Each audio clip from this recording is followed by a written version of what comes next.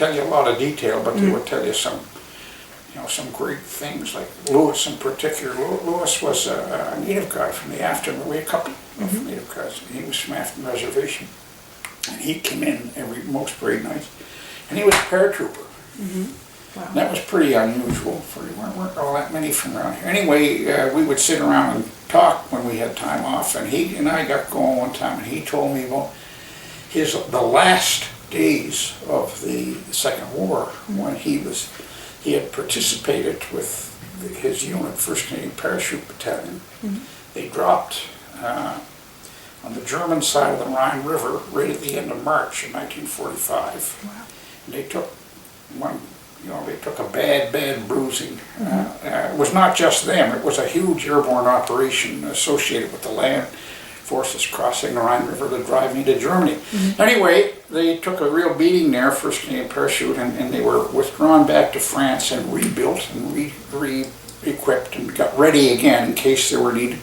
And then right at the end of April, they got, he only knew his end of this, he was just a private soldier. What had happened was that Mr. Churchill had noticed some things that he thought might not be great for the days after the war.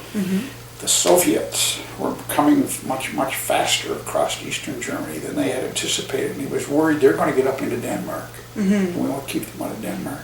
So they took what uncommitted British forces were available, which was a regiment, a tank regiment from the Guards Armoured Division and 1st Canadian Parachute Battalion. They put the paratroopers on the tanks and they drove heading for the Elbe River. And guys like Lewis said, they were 2 days in. They were nearly 100 miles on the road before they realized we're way behind the lines.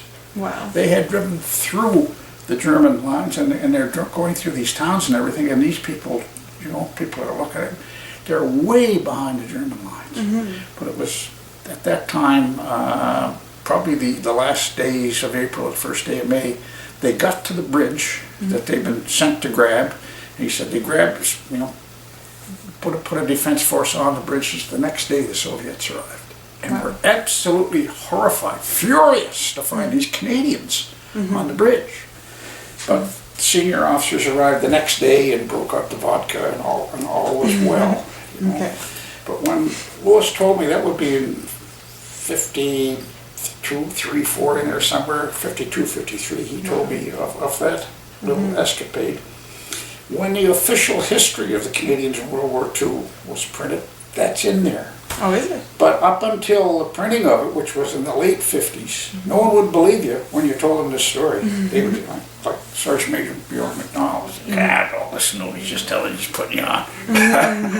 But it was true. Wow. They had driven way back through the Germany. Anyway, that was the sort of stuff that attracted me Yeah. to this.